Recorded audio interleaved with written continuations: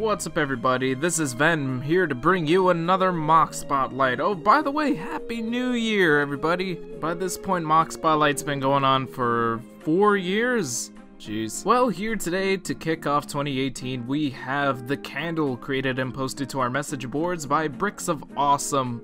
And as with each episode, allow me to go over the 3 fundamental qualities that I'll be focusing on throughout the review. The overall appearance of the MOC, the build of the MOC itself, and the concept and ideas behind the MOC's creation. I'll be following this criteria in order to formulate my own personal opinion of the MOC and determine where it excels and where it could use a bit of improvement. So let's get this started. So not a lot of context given here. We're given this large, lanky, black skeletal creature with a candle for a head. He's definitely got this creepy, edgy look to him, with 3 long claws on each hand to scratch you even more in case the edge of this guy didn't do enough damage. Jokes aside, this is a really neat design. I'm especially liking the candle head. The way that this came out, it looks really convincing, and I especially like this detail where it looks as if the wax is actually melting off of the figure straight from the center of the torso to the floor. And I also really like the scenery we have here,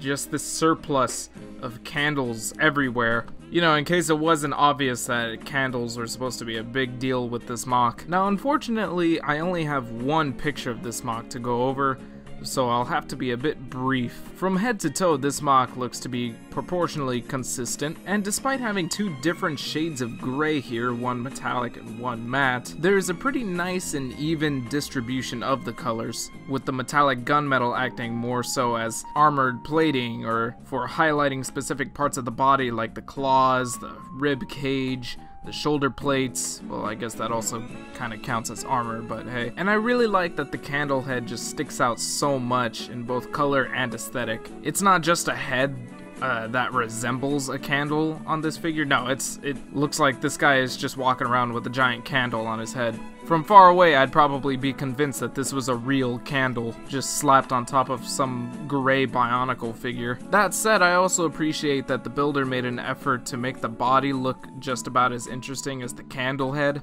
As I mentioned earlier, there are some really cool and creepy looking details on this guy that gives him a bit of character. Overall, it looks like the kind of design you would see in a Tim Burton film. And the build that we have here is impressively meticulous. I mean, just look at the way that the elbows and the knees are connected. It's very unorthodox, but it works, and appears to do a pretty good job keeping the MOC stabilized, at least enough to stand up like this. And don't even get me started on trying to explain this torso build. And of course the head, made completely out of system parts, and yet it looks so solid, as if this whole structure was just one piece, with maybe an added little flame at the top. Overall, it's a very strange MOC, and the builder didn't really leave any indication as to what exactly it was going for, but it doesn't really matter too much, because at the end of the day, it's a very creative design, and definitely unique. Leaves me intrigued to learn more about it. I want to know what this thing is. Is it a zombie with a candle head? Is it a ghost? Could it be a boss in the next Dark Souls? I don't know,